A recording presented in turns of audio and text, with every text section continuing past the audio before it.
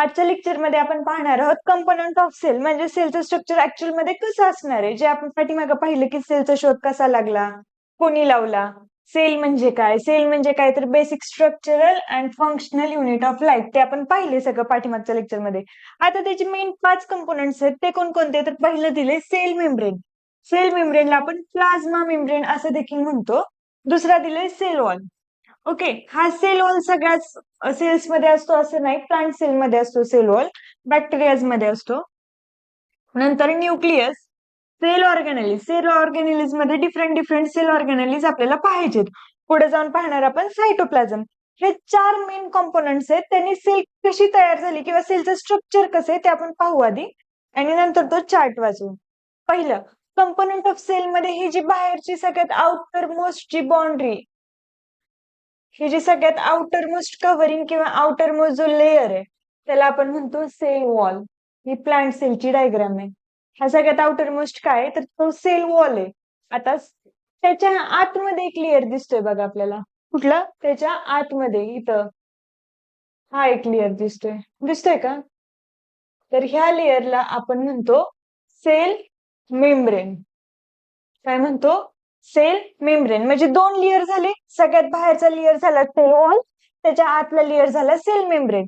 आता त्याच्या आतमध्ये इथं ब्लू ब्लू ब्लू सगळं ब्लू एक असं एक कलर दिल्यासारखं इथे हे लिक्विड असतं, फ्लूइड लिक्विड असतं. हे सगळं जे आहे ना, हे सगळं ब्लू काय तर हे लिक्विड किंवा एक फ्लूइड लाईक असतं, त्याला आपण म्हणतो सायटोप्लाझम. हे काय जेली लाईक, काय jelly like substance inside the cell membrane. म्हणजे हा सेल मेम्ब्रेन आहे बरोबर. बाहेर सेल वॉल, त्याच्या आतमध्ये सेल मेम्ब्रेन, त्याच्या आतमध्ये सायटोप्लाझम. म्हणजे हे जे जेली लाईक लिक्विड आहे त्याला आपण म्हणतो सायटोप्लाझम. कशाच्या? सेल मेम्ब्रेनच्या आतमध्ये. आता बघा इथे दिले fills the space between nucleus and cell membrane. हा काय? हा जो गोल दिसतोय तुम्हाला हा काय? हा झाला न्यूक्लियस. त्याच्या आतमध्ये असतो न्यूक्लिओलस. हा काय? न्यूक्लियस आहे. न्यूक्लियस म्हणजे काय? आपली जशी बॉडी असते, बॉडीमध्ये काय, बॉडीला कंट्रोल कोण करतं? कंट्रोल आणि कोऑर्डिनेशनचं काम कोणाचं असतं? तर आपल्या ब्रेनचं असतं. त्याचप्रमाणे सेलला कोण कंट्रोल करतं? तर सेलला कंट्रोल करतो आपला हा न्यूक्लियस. सेलला कोण कंट्रोल करतो? न्यूक्लियस. न्यूक्लियस मध्ये काय असतं? जेनेटिक मटेरियल, म्हणजे जो डीएनए, तो डीएनए कुठं असतो? न्यूक्लियस मध्ये असतो. काय येते? Control centre of cell. काय म्हणायचं त्याला न्यूक्लियसला? Control centre of cell. बरोबर. आता सेल वॉल कसं सांगितलंय? Rigid outer layer found in plant cell. म्हणजे काय? फक्त प्लांट सेल मध्ये आपल्याला सेल वॉल सापडतो. तर सेल वॉल काय करतं? एक सेलला शेप किंवा मेकॅनिकल सपोर्ट प्रोव्हाइड करतं आणि प्रोटेक्शन देतं. आता सेल वॉल तयार कशापासून झाली तर आपण कशापासून म्हणतो? सेल्युलोज पासून सेल वॉल तयार झाली, हे लक्षात ठेवायचं. IMP. सेल वॉल कशापासून तयार झाली तर सेल्युलोज पासून तयार झाली. त्याचप्रमाणे जी सेल मेम्ब्रेन आहे तिथे काय सांगितलेलं? रिजिड आउटर लेअर सांगितलेला. हा कसा आहे? थिन आणि फ्लेक्झिबल आहे. एक गोष्ट लक्षात ठेवायची महत्वाची की सेल वॉल कसा आहे रे? सेल वॉल नॉन लिव्हिंग आहे. नॉन लिव्हिंग लेअर आहे आणि सेल मेम्ब्रेन लिव्हिंग लेअर आहे बरोबर. आता thin flexible boundary surround the cell. ह्या सेलच्या बाहेर. आता अॅनिमल सेल मध्ये ज्यावेळेस सेल वॉल नसतो त्यावेळेस सगळ्यात बाहेरची लेअर कोणती असणार आहे रे? ही असणार आहे सेल मेम्ब्रेनची बरोबर. सेल मेम्ब्रेनच्या बाहेर कुठली लेअर असणार आहे का? नसणार आहे. कशात? अॅनिमल सेल मध्ये. पण प्लांट सेल मध्ये किती लेअर्स आहेत सांगितलेत मी, किती कव्हरिंग्स आहेत तर 2 आहेत. कुठलं? एक पहिलं असतं ते सेल वॉल सगळ्यात आउटर, आणि दुसरं कुठलं असतं तर दुसरं असतं सेल मेम्ब्रेन.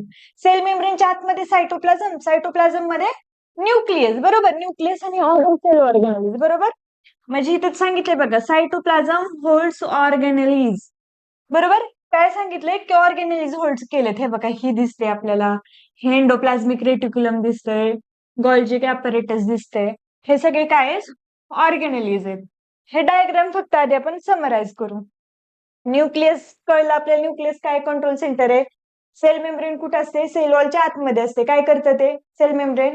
आपण पुढे जाऊन डीप मध्ये सेल वॉल आणि सेल मेम्ब्रेन शिकूया. सेल वॉल आउटर कव्हरिंग आणि सेल मेम्ब्रेन सेल वॉलच्या आतमध्ये असते. इनर कव्हरिंग म्हणतो आपण किंवा इनर लेअर म्हणतो आपण. Cell wall semi permeable membrane म्हणतो. ओके. सेल ऑर्गॅनेलिज कुठल्या आहेत? खूप साऱ्या. हे जे स्ट्रक्चर्स आहेत का नाही, हे बघा इथे दिले specialise structure inside the cytoplasm. बरोबर. स्पेशलाइज स्ट्रक्चर किंवा ऑर्गॅनिलिझम म्हणजे काय, आपले जे ऑर्गन आहे, आपली जी बॉडी आहे, बॉडीला कोण कंट्रोल करतं, ब्रेन कंट्रोल करतो. त्याचप्रमाणे सेलला कोण कंट्रोल करतं, तर न्यूक्लियस कंट्रोल करतं. आता वेगवेगळे फंक्शन्स, वेगवेगळे ऑर्गन्स आपले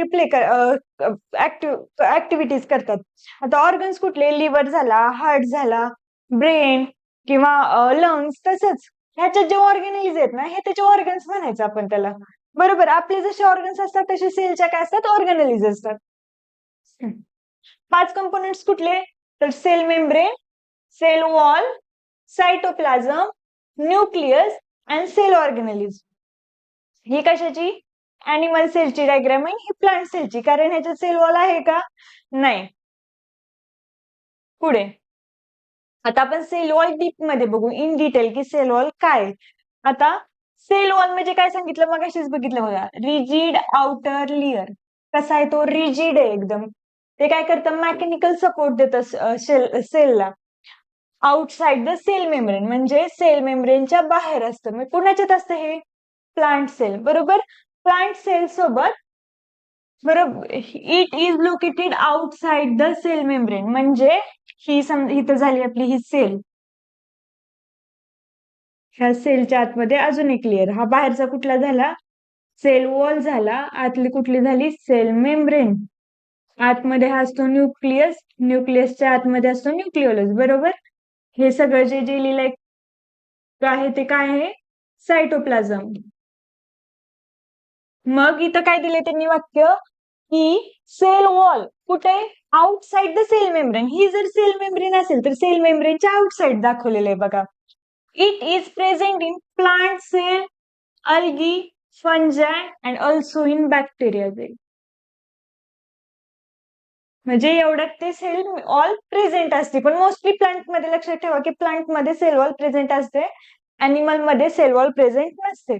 आता the cell wall is a strong rigid structure that surrounds the plasma membrane. Surrounds the plasma membrane म्हणजे ही प्लाझ्मा मेम्ब्रेन आहे. सेल मेम्ब्रेनला आपण प्लाझ्मा मेम्ब्रेन म्हणतो. त्याच्या बाहेर असतं, त्याच्या सराउंड करतं त्याला. इट प्रोव्हाइड काय करतं, त्याचं फंक्शन काय सेल वॉलचं, तर ते शेप, सपोर्ट आणि प्रोटेक्शन प्रोव्हाइड करतो. कशाला, सेलला. काय प्रोव्हाइड करतं, शेप, सपोर्ट अँड प्रोटेक्शन. म्हणजे शेप, सपोर्ट अँड प्रोटेक्शन. जो झाडाचा शेप आहे किंवा जो झाडाला उभा राहण्यासाठी सपोर्ट किंवा मेकॅनिकल सपोर्ट लागतो किंवा प्रोटेक्शन लागतं, ते कोण प्रोव्हाइड करतं, तर हे करतं सेल वॉल प्रोव्हाइड करतं. सेल वॉल खूप महत्वाचं आहे त्याच्यामुळे. आता हे बघा, हे की पॉइंट्स आहेत, हे लक्षात ठेवायचे. सेल वॉल कुठं प्रेझेंट असतं, प्रेझेंट ओनली इन प्लांट्स. ते कसं आहे, मग एक पॉइंट सांगितलं, सेल वॉल कसं आहे, नॉन लिव्हिंग आहे. कसं आहे ते, नॉन लिव्हिंग आहे. Non living and rigid. Rigid तर स्ट्रक्चर आपण सगळीकडे पाहिलं.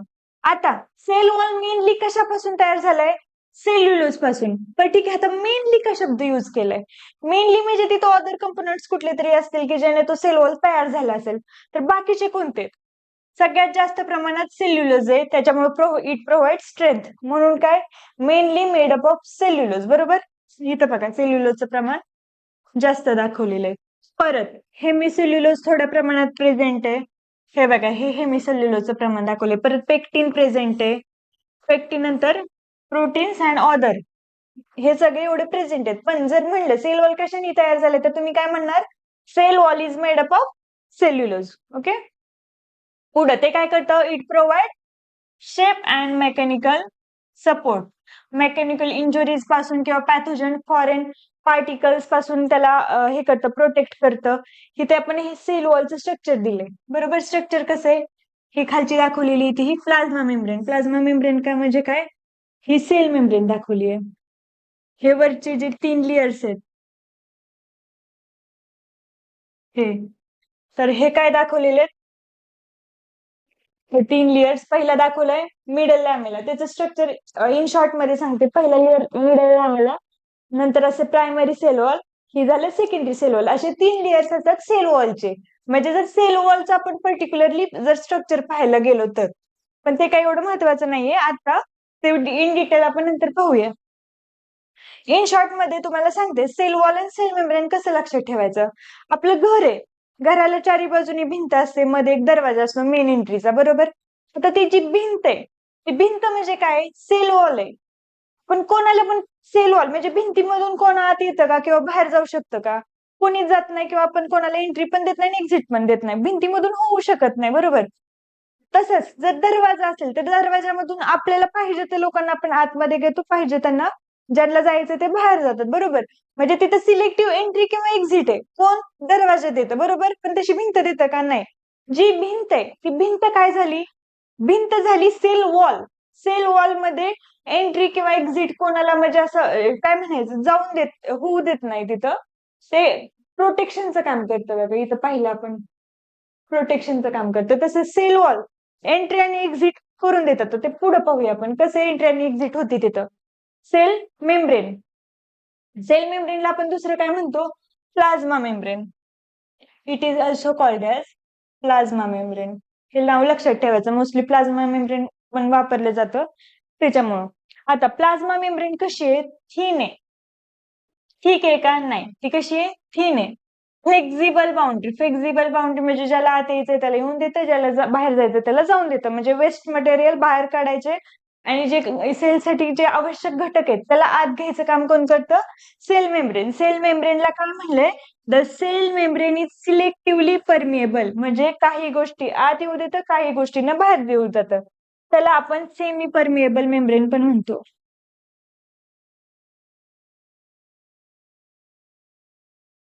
लक्षात ठेवायचं, सेमी परमिएबल मेम्ब्रेन. ओके, पुढं हे स्ट्रक्चर दिले. स्ट्रक्चर मध्ये आता सेल मेम्ब्रेन कुठं प्रेझेंट असती? Cell membrane present in plants and animal cell. म्हणजे ती प्लांट मध्ये सेल वॉलच्या खाली होती, बरोबर? अॅनिमल सेल मध्ये सगळ्यात बाहेरचं जे कव्हरिंग असणार आहे ते कशाचं असणार आहे? सेल मेम्ब्रेन किंवा प्लाझ्मा मेम्ब्रेनचं असणार आहे. आता सेल मेम्ब्रेन किंवा प्लाझ्मा मेम्ब्रेन कशापासून बनलेली असं आलं तर नेहमी लक्षात ठेवायचं phospholipid bilayer. Okay, phospholipid bilayer ही सेल मेम्ब्रेनचं स्ट्रक्चर दाखवलं. आता सेल मेम्ब्रेन म्हणजे असा लेअर असतो सेल वॉलच्या आतमध्ये, तो कशापासून तयार झालाय? हा फॉस्फोलिपिड बायलेयर. आता फॉस्फोलिपिड बायलेयर म्हणजे काय? हे बघा इथं दिसतात तुम्हाला हेड्स. लक्ष, हे दिसतात ह्या टेल्स, हे दिसतात हेड्स, इथं दिसतात टेल्स. हे सगळीकडून दिसतंय का? हे दोन लेअर फॉर्म झाले का? हा जो एक हेड आणि एक टेल आहे ना, तर बघा हेड कसा सांगितलाय? Hydrophilic head. आणि टेल कशी सांगितली? तर हायड्रोफोबिक टेल. आता हायड्रोफिलिक आणि हायड्रोफोबिक म्हणजे काय? हायड्रोफिलिक म्हणजे असतं वॉटर लव्हिंग आणि हायड्रोफोबिक म्हणजे काय? वॉटर हिटिंग किंवा फिअरिंग. म्हणजे जे पाण्यासोबत ज्याचं जमत नाही, ज्याचे पाण्यासोबत जमतं. आता हे स्ट्रक्चर असं तयार झालंय बघा, वरती हेड्स खाली हेड्स मध्ये दोन्हीच्या टेल्स, हे दोन लेयर्स. त्याच्यात काय सांगितलंय? प्रोटीन्स पण आहेत. हे काय आहेत? हे प्रोटीन्स आहेत. काय आहेत? हे प्रोटीन्स आहेत, बरोबर? हे काय? पेरिफेरल प्रोटीन म्हणजे प्रोटीन्सच पार्ट आहे. ह्याच्यात काय सांगितलंय? Proteins and carbohydrate, lipids and carbohydrate. बघा इथं दिलेत, कोलेस्ट्रॉल प्रेझेंट आहे, कार्बोहायड्रेट्स प्रेझेंट आहेत. आता हे स्ट्रक्चर बरोबर फॉस्फोलिपिड बायलेयरचं म्हणजे एक हेड टेल एक झालं, हे एक झालं. आता हे बायलेयर कशी झाली? याचा गोल कसा तयार होतो? मी ते स्ट्रक्चर काढून दाखवते बघा. तसं वॉटर लिव्हिंग आणि वॉटर हिटिंग किंवा फिअरिंग येते बघा. हे काय झाले सगळे? मी हेड्स काढते, हे ह्या टेल्स आहेत.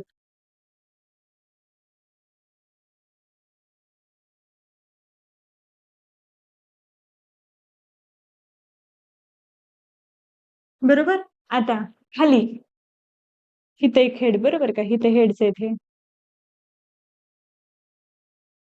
खाली टेल्स आहेत. झालं का फॉस्फोलिपिड बायलेयर? बरोबर. आता कसं फॉस्फोलिपिड बायलेयर? ह्याच्या बाहेरच्या सराउंडिंग मध्ये सेलच्या काय असणार आहे? ऑब्विसली वॉटर असणार आहे. इथं आतमध्ये काय? सेलच्या आतमध्ये जे लिहिलंय तिथे पण वॉटर असणार आहे. म्हणून जर ह्या टेल्स आहेत त्या कशा आहेत? हायड्रोफोबिक आहेत आणि हेड कसे आहेत? हायड्रोफिलिक आहे. म्हणून त्याचं स्ट्रक्चर असं तयार झालेलं आहे. आणि त्याच्या बाहेर काय असते? सेल मेम्ब्रेन असते. सेल मेम्ब्रेनच्या बाहेर काय असते? सेल वॉल असते. ओके, इम्पॉर्टंट पॉइंट बघा. आता सेल मेम्ब्रेन कशासाठी इसेन्शियल आहे? For survival of cell, help in maintaining balance, homeostasis. आता होमिओस्टॅसिस म्हणजे कसं, जे वेस्ट पार्टिकल किंवा वेस्ट मटेरियल ते सेलच्या बाहेर टाकून देतं आणि जे गरजेचे आपल्याला जे सबस्टन्स आहेत किंवा गरजेचे काही गोष्टी लागणार आहेत त्या सेलच्या आतमध्ये घ्यायचं काम कोण करतं? सेल मेम्ब्रेन करतं. म्हणून सेल मेम्ब्रेनला काय म्हणलंय? प्लाझ्मा मेम्ब्रेनला पण सेमी परमिएबल मेम्ब्रेन किंवा selectively permeable membrane. Okay. Intake of nutrients म्हणजे काय करते? एंट्री देते कशाला तरी. कशाची इनटेक करते? ते न्यूट्रिएंट्सचं करते, जे की सेलच्या सर्व्हायव्हल साठी आपल्याला गरजेचे आहे किंवा आवश्यक आहे. आणि रिमूव्हल ऑफ वेस्ट, जे वेस्ट आहे सेलमध्ये जे गरजेचंच नाहीये ते सेलच्या बाहेर टाकणं तर गरजेचं आहे आपल्याला, नाही तर सेल बस्ट होईल त्याच्यात ते साठून साठून साठून. तर ते बाहेर टाकण्याचं काम कोण करतंय? Sale membrane. सेल वॉल काय करते का तसं काय काम बाहेर टाकण्याचं किंवा आत घेण्याचं? तर नाही करत ते. ओके. आता हे की पॉइंट्स लक्षात ठेवा. Cell membrane present in all cells. ते प्लांट मध्ये पण आहे, अॅनिमल मध्ये पण आहे, बॅक्टेरियाज मध्ये पण आहे, फंजाय मध्ये पण आहे, अल्गी मध्ये पण आहे. थिन आहे, फ्लेक्झिबल आहे आणि सेमी परमिएबल आहे. हा शब्द लक्षात ठेवायचा. सेल मेम्ब्रेन कशी आहे? तर सेमी परमिएबल आहे. ती कशापासून तयार झालीये? तर लिपिड्स, प्रोटीन्स अँड कार्बोहायड्रेट्स. आणि तिथं असं म्हणलं तुम्ही की फॉस्फोलिपिड पाहिलीये तरी चालतं. ह्या गोष्टी लक्षात ठेवायच्या. पुढं control movement of substance. Control movement of substance म्हणजे आताच पाहिलं आपण की ते इनटेक कशाचं करतं? न्यूट्रिएंट्स. रिमूव्ह कशा काय करतं? तर वेस्ट जे मटेरियल आहे ते रिमूव्ह करतं. मग हे एंट्री आणि एक्झिट करते. बरोबर कशाची? तर सबस्टन्सची, सेलच्या आतमध्ये किंवा सेलच्या बाहेर.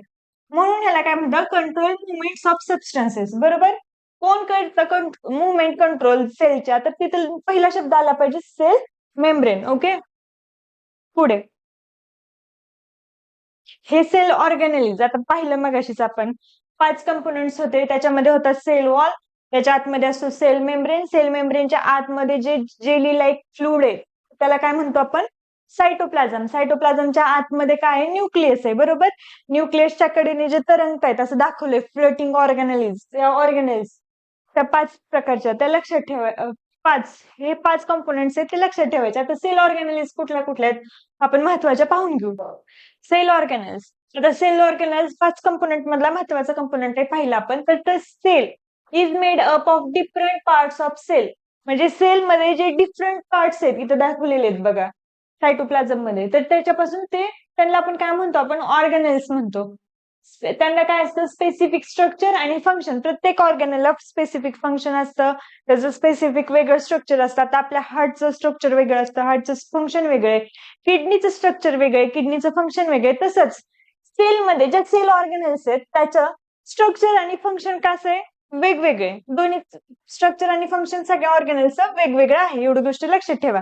आता ह्यात महत्वाचे ऑर्गॅनेल्स कुठले आहेत त्या मी काढलेले आहेत आणि आपण त्याचे एक शॉर्ट मध्ये बघूया की कशा असतात.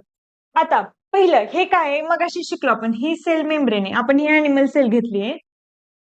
सेल मेम्ब्रेन आहे. बरोबर. सेल मेम्ब्रेनच्या आतमध्ये काय होतं? आपण मगाशी सांगितलं जेली लाईक काय होतं ते? हे सायटोप्लाझम आहे. हे बघा ब्लूइश दाखवलेले. हे काय? सायटोप्लाझम आहे.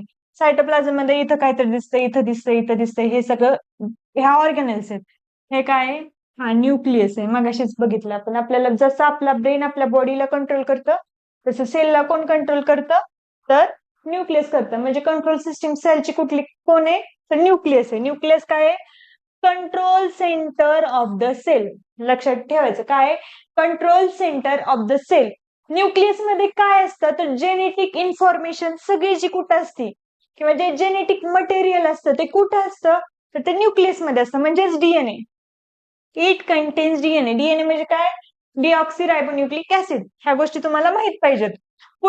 पुढचे जे ऑर्गॅनेल आहे हे बघा. हे तर असं स्ट्रक्चर काहीतरी दिसतंय. बरोबर. हे असं दिसतंय,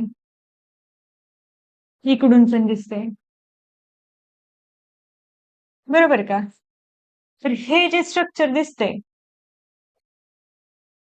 हे न्यूक्लियसच्या कडेनं किंवा न्यूक्लियसला बाउंड आहे बघा ते दिसतंय, त्याला म्हणतो आपण एंडोप्लाझ्मिक रेटिक्युलम किंवा शॉर्ट मध्ये म्हणायचं त्याला ER. Endoplasmic reticulum. आता एंडोप्लाझ्मिक रेटिक्युलमचे 2 टाइप्स आहेत. एक आहे रफ आर म्हणजेच रफ एंडोप्लाझ्मिक रेटिक्युलम आणि सेकंड वन आहे स्मूथ एंडोप्लाझ्मिक रेटिक्युलम. आता रफ ER म्हणजे काय हे बघा, ह्याच्यावरती एंडोप्लाझ्मिक रेटिक्युलम वरती हे पॉइंट्स पॉइंट्स पॉइंट्स पॉइंट्स असे दिसतात. तर ते काय रायबोझोम्स आहेत. ज्या एंडोप्लाझ्मिक रेटिक्युलम किंवा ER वरती रायबोझोम प्रेझेंट आहे त्याला काय म्हणायचं आपण RER म्हणजेच रफ एंडोप्लाझ्मिक रेटिक्युलम. आणि ज्याच्यावरती प्रेझेंट नाहीये त्याला काय म्हणायचं स्मूथ ER विदाउट रायबोझोम्स. बरोबर, त्याला काय म्हणायचं आपण स्मूथ एंडोप्लाझ्मिक रेटिक्युलम. आता हे कळलं रफ ER आणि स्मूथ ER म्हणजे काय, विथ रायबोझोम आणि विदाउट रायबोझोम. रफ ER काय करतं तर प्रोटीन सिंथेसिस मध्ये हेल्प करतं, प्रोटीन सिंथेसिसचं आणि ट्रान्सपोर्टचं काम करतं. बरोबर, प्रोटीन सिंथेसिस कोण करतं म्हटलं तर काय येणार RER. आणि स्मूथ ER कशाचं सिंथेसिस करतात तर ते लिपिड सिंथेसिस करतात. आणि ट्रान्सपोर्ट कशाचं lipid synthesis and transport. SER lipid synthesis and transport, RER protein synthesis and transport. आता जे रायबोझोम्स आहेत हे डॉट्स मगाशी दाखवले आपण, हे इथे इथे इथे सेल्स मध्ये आहेत बघा, इथं पण इथं दाखवलेलं आहे मोठा. तर तो काय रायबोझोम आहे. आता रायबोझोम काय tiny dots that make protein. Protein कोण तयार करते, सिंथेसिस कोण करते RER. म्हणजे प्रोटीन कोण तयार करते रायबोझोम्स. रायबोझोम्सला काय म्हटलं जातं प्रोटीन फॅक्टरी. प्रोटीन फॅक्टरीज कुणाला म्हणतात तर रायबोझोमला काय म्हणतात protein factories of the cell. ही गोष्ट लक्षात ठेवायची. प्रोटीन फॅक्टरीज कोणाला म्हणायचं रायबोझोमला आणि कंट्रोल सेंटर कोणाला म्हणायचं न्यूक्लियसला. ओके, गोल्गी ॲपॅरेटस किंवा गोल्गी बॉडीज, गोल्गी कॉम्प्लेक्स असं पण आपण म्हणतो. तर ते गोल्गी ॲपॅरेटस किंवा गोल्गी बॉडी काय करते तर modify packages and secrete substance. बरोबर, modify packages and secrete substance. आता कुठले सबस्टन्स जे सबस्टन्स ER ट्रान्सपोर्ट करतात. हे बघा गोल्गी ॲपॅरेटस कुठले हे इथं दाखवले बघा, ते असं असं स्ट्रक्चर पण दाखवतात वेगळं पण इथं केलंय त्यांनी. ओके, आता ते काय करतं गोल्गी ॲपॅरेटस मॉडिफाय करतं, पॅकेज करतं आणि सिक्रेट करतं सबस्टन्स. कुठले सबस्टन्स जे ER कडून येणार आहेत. आता ER कडून कुठले सबस्टन्स येणार आहेत आताच पाहिलं लिपिड आणि प्रोटीन, का तर तिथंच ते सिंथेसिस होतात. मग त्याला मॉडिफाय त्याचं पॅकेजिंग कोण करतंय तर गोल्गी ॲपॅरेटस. आता बघा एखादा प्रोडक्ट असतो एखाद्या कंपनीमध्ये तयार होतो, ती कंपनी तो रॉ मटेरियल किंवा जो प्रोडक्ट असतो तो दुसऱ्या कंपनीकडे किंवा दुसऱ्या सिस्टीमकडे प्रोव्हाइड करतो कशासाठी पॅकेज करायला. पार्लेचं बिस्किट घ्या त्याच्यावरून पॅकेजिंग असतं. तसंच इथं प्रोटीन्स असतात लिपिड्स असतात त्याचं एक पॅकेजिंग किंवा त्याला एक मॉडिफाय केलं जातं. ते कोण करतं गोल्गी ॲपॅरेटस करतं. पुढं लायझोझोम, हे एक लक्षात ठेवायचं. इथं दाखवलंय बघा लायझोझोम. लायझोझोम काय करतं डायजेस्ट वेस्ट मटेरियल. काय करतं digest waste material and cellular debris.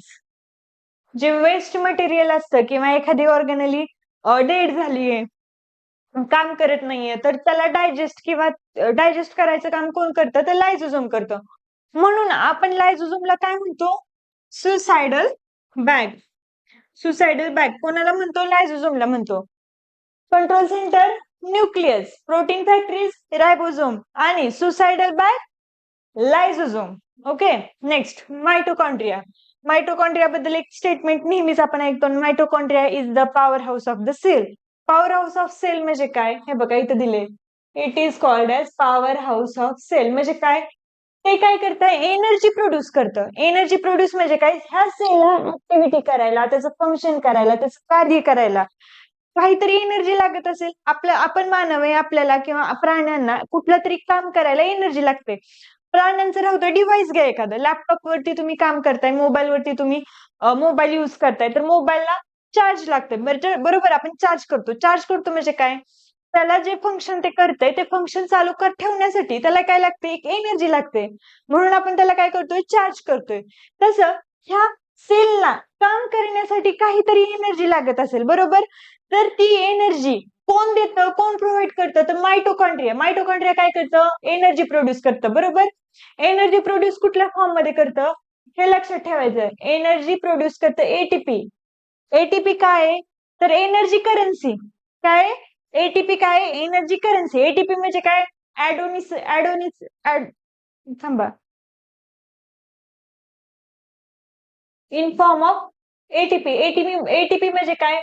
ऍडोनिस ATP म्हणजे ऍडोनिसिन ट्रायफॉस्फेट, बरोबर. म्हणून आपण त्याला काय करतोय, पॉवर हाऊस ऑफ सेल. म्हणजे हे काय, एटीपी काय, एनर्जी करन्सी आहे, बरोबर. म्हणून आपल्या सेल काय करतं, ऍक्टिव्हिटीज परफॉर्म करते.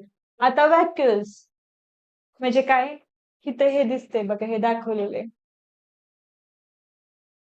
हे काय, हे व्हॅक्युल आहे, बरोबर. Vacuole store food, water, waste material. काय करतं व्हॅक्युल, तर व्हॅक्युल म्हणजे एक सॅक असते.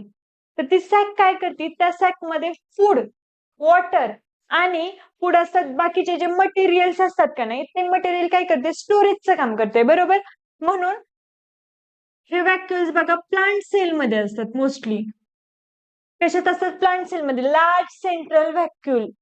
लार्ज सेंट्रल व्हॅक्युल कुठं प्रेझेंट असतं, नेहमी प्लांट सेल मध्ये व्हॅक्युल प्रेझेंट असतात. व्हॅक्युल म्हटलं की प्लांट सेल लक्षात ठेवायचे, म्हणजे अॅनिमल सेल मध्ये पण प्रेझेंट असतात, पण युजली मोठ्या प्रमाणात किंवा एकच लार्ज मोठा जो असतो ना व्हॅक्युल प्रेझेंट, तो प्लांट मध्ये असतो. ओके, पुढे बघा, प्लास्टाइड्स. प्लास्टाइड्स म्हणजे 3 टाइप्स लक्षात ठेवायचे. एक असतो क्लोरोप्लास्ट, हे नाव ऐकलं असेल. दुसरं क्रोमोप्लास्ट आणि ल्युकोप्लास्ट. क्रोमो म्हणजे आपण क्रोमो म्हणजे कलर्सला कधी कधी क्रोमॅटिक किंवा क्रोम लक्षात शब्द आहे बघा, तर त्याच्यामुळं इथे ठेवायला, लक्षात ठेवायचं. क्रोमो म्हणजे कलर लक्षात ठेवायचं. क्लोरोप्लास्ट म्हणजे काय असतं, क्लोरोप्लास्ट म्हणजे त्याच्यात प्रेझेंट असतात क्लोरोफिल प्रेझेंट असतात, आणि त्याच्यामुळे काय होतं, फोटोसिंथेसिस साठी लागतात ते असतं क्लोरोप्लास्ट. क्रोमोप्लास्ट म्हणजे काय, ते coloured, give colour to the plant, fruit, leaves, बरोबर. त्या प्लांटला, ज्या फ्रूटला, ज्या फ्लावरला जो कलर असतो, तो कशामुळे असतो, क्रोमोप्लास्ट. तुम्ही बघितलं असेल, रेड, ऑरेंज, येलो, बरोबर. ल्युकोप्लास्ट काय करतो, स्टोअर करतं फूड. फूड मध्ये काय, ऑइल असेल.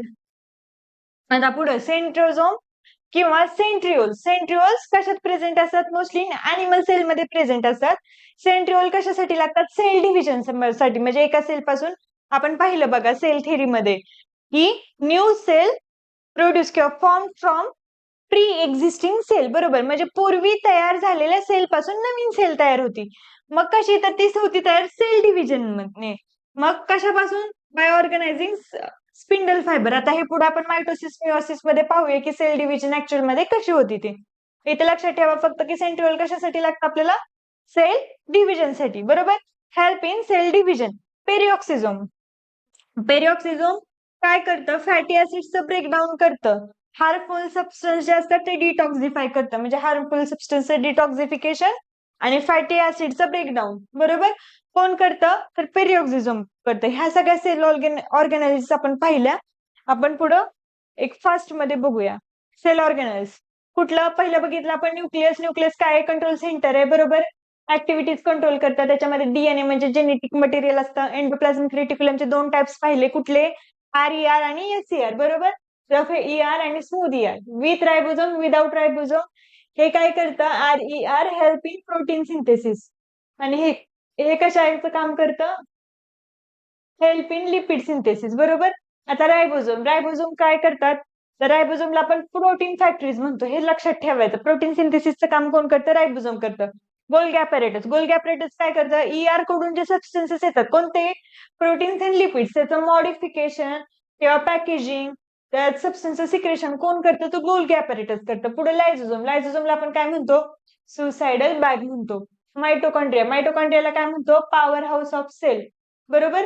पुढे व्हॅक्युल काय करतं, त्याच्यात स्टोरेज आहे, काय स्टोरेज सॅक आहे, तर ते कशाची, काय स्टोअर करतं, food, water and waste material. ते लार्ज सेंट्रल व्हॅक्युल कुठे प्रेझेंट असतं, इन प्लांट सेल. पुढं प्लास्टाइड्स 3 टाइप्स पाहिले, क्लोरोप्लास्ट, क्रोमोप्लास्ट आणि ल्युकोप्लास्ट. क्लोरोप्लास्ट म्हणजे काय, क्लोरोफिल असतं, फोटोसिंथेसिस होतं. क्रोमोप्लास्ट मध्ये कलर, क्रोमोवरून लक्षात ठेवतो आपण. मग ते काय होतं, प्लांटला कलर देतं. ल्युकोप्लास्ट स्टोअर करतं फूड. पुढे सेंट्रिओल किंवा सेंट्रोझोम ते कुठं प्रेझेंट असतं, अॅनिमल सेल्स मध्ये. सेल डिव्हिजन साठी आपल्याला हेल्प करतं. ते पुढे जाऊन सेल डिव्हिजन कशी होती मायटोसिस मिओसिस मध्ये पाहूया. पेरिऑक्सिझोम ते काय करतं, ब्रेकडाऊन करतं फॅटी ऍसिड आणि हार्मफुल सबस्टन्सेसचं डिटॉक्सिफिकेशन करतं, बरोबर. हे आपण फास्ट मध्ये रिकॅप केलं.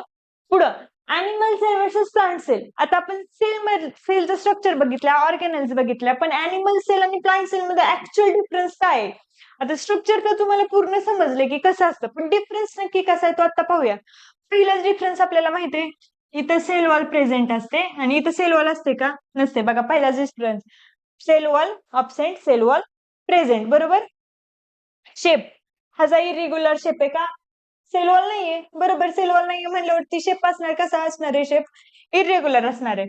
तसा ह्याचा शेप कसा आहे? हा फिक्स शेप आहे आणि बॉक्स लाईक, रेक्टेंग्युलर और बॉक्स लाईक शेप आहे. पुढं क्लोरोप्लास्ट. क्लोरोप्लास्ट अॅनिमल सेल मध्ये असणार आहे का? नसणार आहे. क्लोरोप्लास्ट कुठे प्रेझेंट आहे? प्लांट सेल मध्ये. म्हणूनच त्याला काय होतंय? फोटोसिंथेसिस होते. क्लोरोप्लास्ट कशासाठी लागतंय? फोटोसिंथेसिस साठी लागतंय. ओके. व्हॅक्युल. व्हॅक्युल म्हणजे काय? सॅक आहे, स्टोरेज सॅक आहे. त्याच्यात काय? स्मॉल, मल्टिपल किंवा टेम्पररी. बरोबर. कुठं? अॅनिमल सेल मध्ये. पण प्लांट सेल मध्ये एकच लार्ज व्हॅक्युल असतो. बरोबर, इथं दिसतोय आपल्याला वन लार्ज व्हॅक्युल. पुढं सेंट्रिओल. सेंट्रिओल काय? अॅनिमल सेल मध्ये प्रेझेंट आहे सेल डिव्हिजन साठी, तसं प्लांट सेल मध्ये जनरली ऍबसेंट राहतं. जनरली. ओके. पुढे लायझोझोम. लायझोझोम अॅनिमल सेल मध्ये प्रेझेंट आहे, प्लांट सेल मध्ये रिअरली. का रिअरली? लायझोझोम काय? सुसायडल बॅग आहे. मग प्लांट सेल मध्ये का नाहीत? का तर हा जो व्हॅक्युल आहे, सगळे जे मोस्ट ऑफ दी फंक्शन्स आहेत जे लायझोझोमचे, तो स्वतः करतो व्हॅक्युल तिथे. त्यामुळे तिथं प्लांट सेलला लायझोझोमची गरज लागते का? नाही लागत. बरोबर. आपण ते फंक्शन मध्ये मगाशी पाहिलं. Cell wall, sorry cell membrane. Cell membrane animal cell मध्ये ऑब्व्हियसली प्रेझेंट आहे, प्लांट सेल मध्ये पण प्रेझेंट आहे. पण प्लांट सेल मध्ये कुठं प्रेझेंट आहे? सेल वॉलच्या बिनीथ, म्हणजे कुठं? आतमध्ये. ओके. न्यूक्लियस. न्यूक्लियस सगळीकडेच प्रेझेंट असणार आहे. न्यूक्लियस तर कंट्रोल करतोय सेलच्या ऍक्टिव्हिटीज, म्हणजे न्यूक्लियस मेन पार्ट आहे, तो सगळीकडेच प्रेझेंट आहे. मायटोकॉन्ड्रिया. न्यूक्लियस सारखं सायटोप्लाझम सगळीकडे प्रेझेंट असणार आहे का? ऑब्व्हियसली असणार आहे. 5 मेन कंपोनेंट सांगितलेत. ऑर्गॅनली इकडे तिकडे असू शकतात, नसू शकतात, पण हे 5 मेन कंपोनेंट सगळीकडे प्रेझेंट असणार आहेत. मायटोकॉन्ड्रिया दोन्हीकडे प्रेझेंट आहे. दोन्हीला एनर्जी लागते. मायटोकॉन्ड्रिया कुठल्या फॉर्म मध्ये एनर्जी प्रोड्यूस करतो? एटीपी. एटीपी काय आहे? एनर्जी करन्सी आहे. बरोबर. म्हणून सेल ऍक्टिव्हिटीज परफॉर्म करतो. ओके. थँक्यू.